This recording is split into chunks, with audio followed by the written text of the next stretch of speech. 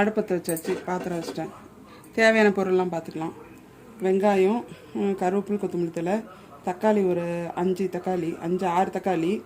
அப்புறம் இதில் பாருங்கள், பட்டை, லவங்கம், பிரிஞ்சலை எல்லாம் இதில் போட்டிருக்கேன். அப்புறம் இந்த இஞ்சி பூண்டு பேஸ்ட்டில் வந்து ஜீரகம், மிளகு, பச்சை மிளகாய், வெங்காயம், பூண்டு, சோம்பு இதெல்லாம் ஒன்றா போட்டு இதில் வந்து அரைச்சி வச்சுருக்கேன். ஏலக்காய் எல்லாம் போட்டு, கருவேப்பிலை தழை, கொஞ்சம் கொத்தமல்லி தழை போட்டு இது நல்லா பேஸ்ட்டாக அரைச்சி வச்சுருக்கேன்.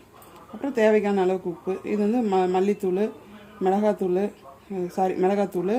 இது வந்து மட்டன் மசாலா, மஞ்சத்தூள், எண்ணெய் தேவையான அளவுக்கு, அவ்வளோதான். பாத்திரம் காஞ்சிருச்சு, நான் எண்ணெய் ஊற்றுறேன்.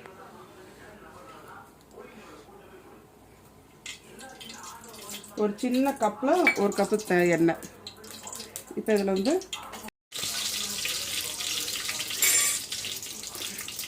பட்டை, லவங்கம் அதெல்லாம் போட்டாச்சா. இப்போ வந்து வெங்காயம்,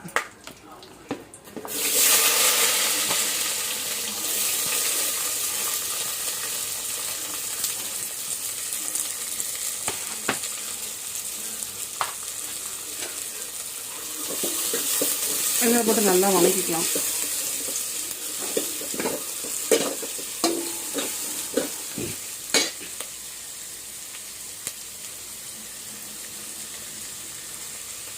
நான் ஒரு 3 கிலோ ஆட்டுக்கறி வாங்கியிருக்கேன், வெள்ளாட்டுக்கறி 3 கிலோ.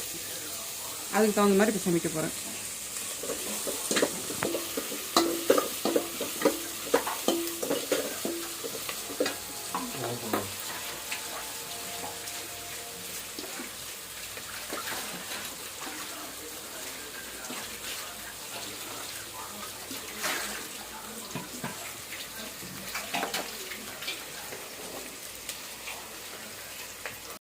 இப்போ வந்து கொஞ்சம் அதில் பாருங்கள், உப்பு ஒரு 2 ஸ்பூன் எடுத்து வச்சுருக்கேன். இது இந்த வெங்காயத்திலே போடலாம், அப்போ தான் வந்து கொஞ்சம் சீக்கிரம் வணங்கும்.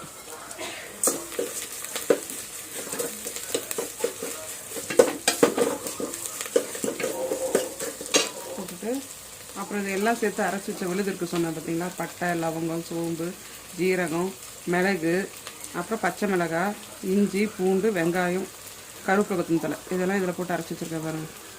இதை இதில் போடணும்.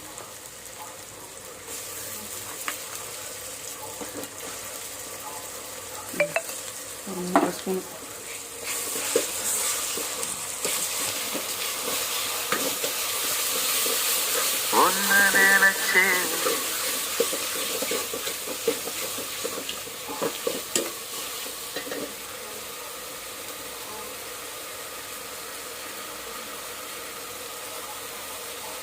அப்புறம் இதில் வந்து கருவேப்பிலை, கொத்தமல்லி தழை கொஞ்சமாக.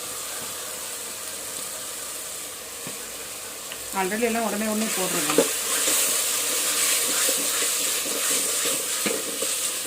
இப்போ இதில் தக்காளி,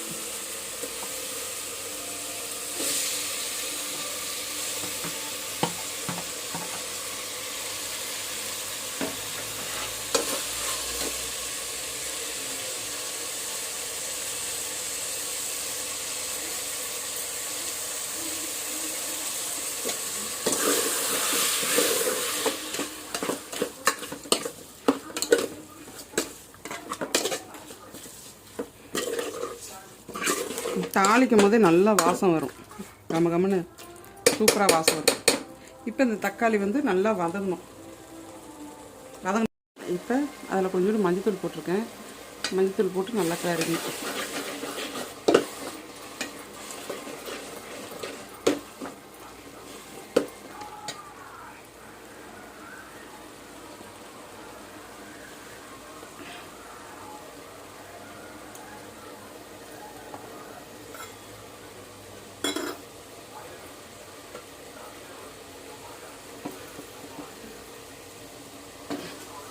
இப்போ ஆல்ரெடி இதை கழுவி வச்சுருக்கிற மட்டன் இருக்குல்ல, இதை வந்து இதில் சேர்த்துடணும்.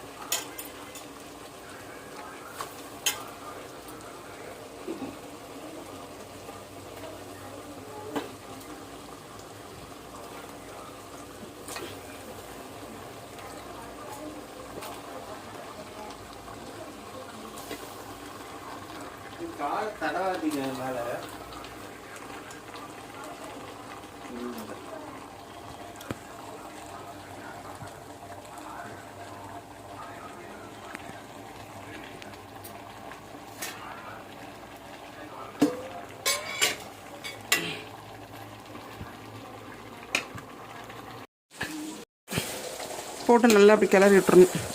கிளறி தண்ணி நிறையா விட்டுட்டு நல்லா வேக விட்டுட்டு அப்புறம் நீங்கள் வந்து மசாலாலாம் போட்டு பரட்டிக்கலாம்.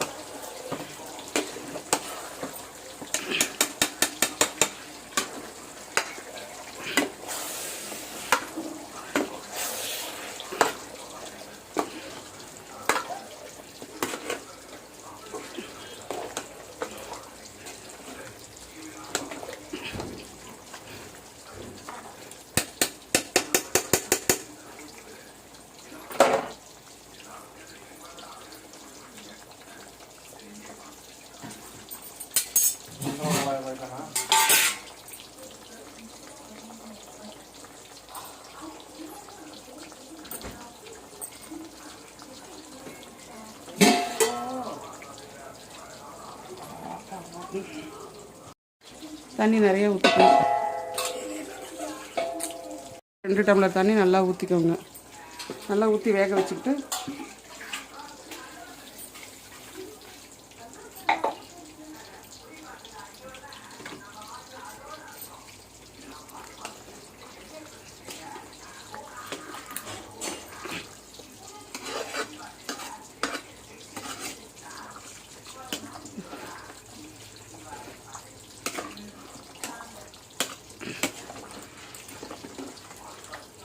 இதில் ஆல்ரெடி நான் உப்பு போட்டுக்கனாலும் நீங்கள் உப்பு மறுபடியும் போட தேவையில்லை. கடைசி சாந்து ஊற்றுற வரைக்குமே இதில் உப்பு போட தேவையில்லை. சாந்து ஊற்றுனதுக்கப்புறம் உங்களுக்கு வேணும்னா போட்டுக்கோங்க. எனக்கு கரெக்டாக 2.5 ஸ்பூன் வந்து எனக்கு கரெக்டாக கச்சிதமாக இருக்கும். அதனால் நான் மேற்கொண்டு உப்பு போட மாட்டேன். சரி, இது வெந்ததுக்கப்புறம் உங்களுக்கு நான் வந்து தாளிக்கும் போது வீடியோ போடுறேன். இப்போ அந்த குழம்பு திறந்து பார்க்கலாம். கறி பாருங்கள் எவ்வளோ சுண்டி வெந்துருச்சு பாருங்க. இப்போ இதில் வந்து இந்த மல்லித்தூள் மிளகாத்தூள் இதெல்லாம் சொன்னேன்ல, அதான் இதில் போட்டுக்கலாம்.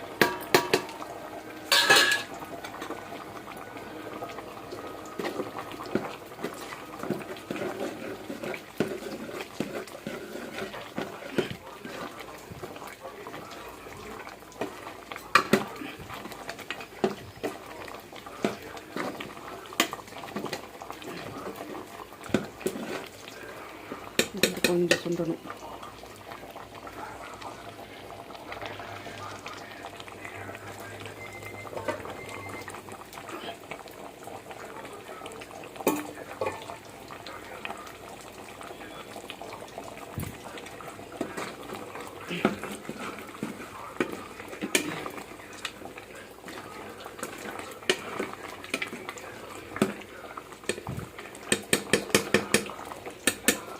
போட்டு இதுக்கு பாருங்கள் இருக்குதா, இதுக்கு தேங்காய் பாருங்கள் இவ்வளோ தான் நான் அரைச்சிருக்கேன்.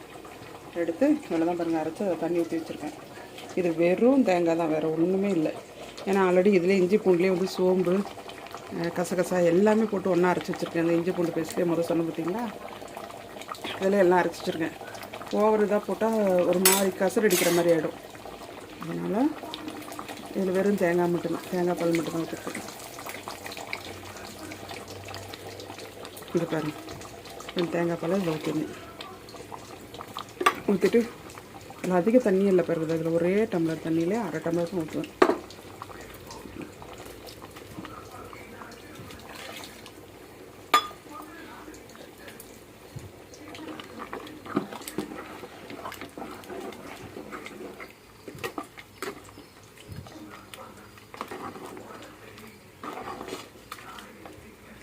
சூப்பரான மட்டன் குழம்பு ரெடி.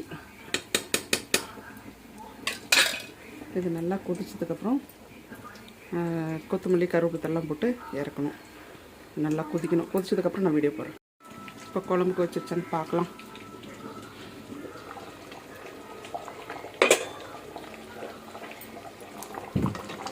நல்லாவே கொதிச்சிருச்சு. வரும் அது மேலே லைட்டாக அந்த சிவப்பு கலரில் ஒரு எண்ணெய் மாதிரி திரண்டு வரும். அதுதான் வந்து குழம்பு கொதிச்சிருச்சு அப்படின்றதுக்கு பக்குவம். இப்போ இதில் வந்து கருவேப்பிலை கொத்தமல்லி தழை போட்டு அப்படியே ஆஃப் பண்ணி மூடி வைக்கிறது தான். ஒரு 5 நிமிஷம் கழித்து சாப்பிட்லாம்.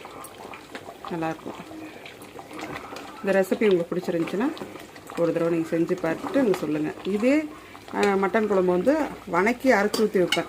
அது எனக்கு இப்போ டைம் இல்லை, கொஞ்சம் நான் வெளியே போகணும். அதனால் இது சிம்பிளாக டக்குன்னு செய்கிற மாதிரி ஒரு குழம்புன்ட்டு இதை வச்சேன். இது ஈஸியாக இருக்கும். குக்கரில் கறி வேக வச்சு எடுத்து போட்டு இது குழம்பு வச்சிங்கனாலும் நல்லாயிருக்கும். இன்னும் சீக்கிரம் முடிஞ்சிடும். இந்த குழம்பு உங்களுக்கு பிடிச்சிருந்துக்கா?